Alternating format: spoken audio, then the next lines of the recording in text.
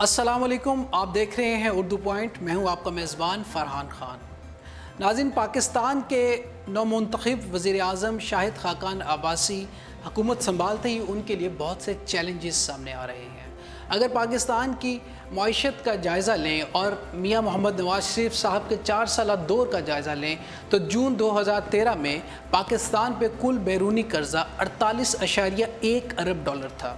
جون 2017 میں پاکستان پہ کل بیرونی قرضہ 78.1 ارب ڈالر ہے، یعنی صرف 4 سالوں میں 30 ارب ڈالر کا ریکارڈ قرضہ لیا گیا۔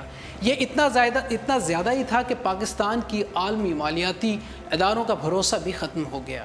تاریخ میں پہلی بار مزید قرضہ حاصل کرنے کے لیے پاکستان نے عالمی مالیاتی اداروں کے پاس موٹر ویز، ہوائی اڈے اور ریڈیو پاکستان کی عمارت گروی رکھوا دی گئی۔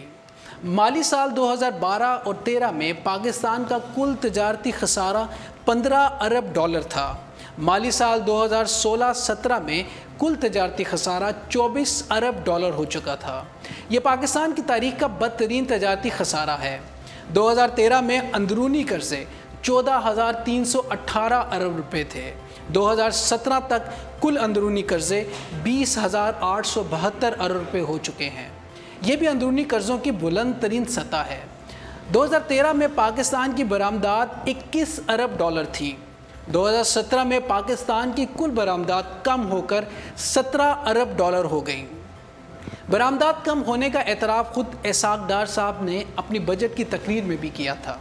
2012 اور 2013 میں 3 بڑے سرکاری ادارے P I A, Pakistan steel mills, Pakistan railway کا کل خسارہ تقریباً 450 ارب کے لگ بھگ تھا۔ 2017 میں تینوں اداروں کا مجموعی خسارہ 705 ارب سے تجاوز کر چکا تھا۔ یہ خسارہ بھی میاں صاحب کا ایک ریکارڈ ہے۔ اس سے قومی اداروں کی تباہی کا اندازہ کیا جا سکتا ہے۔ نواز شریف صاحب کے موجودہ دور میں عالمی منڈی میں تیل کم ترین سطح پہ دستیاب تھا، لیکن اس کا بہت زیادہ فائدہ عوام تک نہیں پہنچا۔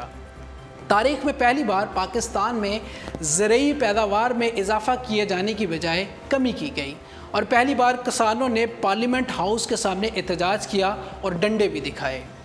پرویز مشرف کے شروع کیے گئے پروجیکٹ گوادر سی پیک کے روٹس میں منمانی تبدیلی کر کے پہلے اس کو متنازع بنایا گیا۔ اب چین کے ساتھ ایسے معاہدے کیے جا رہے ہیں جن سے خدشہ پیدا کیا جا رہا ہے کہ سی پیک جیسے عظیم منصوبوں سے پاکستان کے ہاتھوں سے بھی جاتا نظر آ رہا ہے۔ ان معاہدوں کی تفصیلات حکومت چھپا رہی ہے۔ بظاہر یوں معلوم ہوتا ہے کہ پاک فوج کی اس محنت پہ بھی پانی پھرنے کی تیاری کی جا رہی ہے۔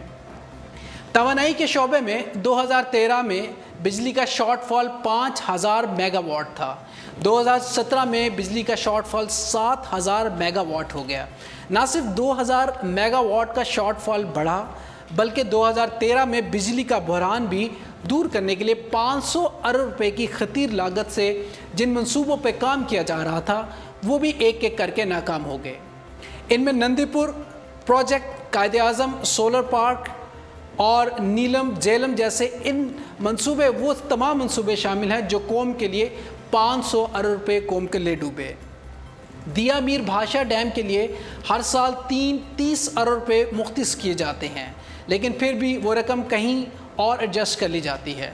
نتیجے میں دیا میر بھاشا کی تعمیر کا آغاز تو دور کی بات ہے، اب تک اس کے لیے جگہ بھی متعین نہیں کی جا سکی۔ نواز شریف صاحب کو یہ اعزاز حاصل ہے کہ ان کے دور میں پہلی بار گرمیوں میں لوڈ شیڈنگ اور پانی کی قلت کی وجہ سے صرف کراچی شہر میں 1200 لوگ مر گئے، جبکہ تھرپارکر میں غذائی قلت سے سالانہ سینکڑوں بچے مر رہے ہیں۔ کشمیر میں انڈین ظلم اور کشمیریوں کی مزاحمت اتنی بڑھتی گئی کہ پوری دنیا نے اس پر بات کرنے لگی، لیکن سوائے ہماری پارلیمنٹ کے سوشل میڈیا کے ذریعے وہاں ڈھائے جانے والے مظالم کا شواہد جمع کیے۔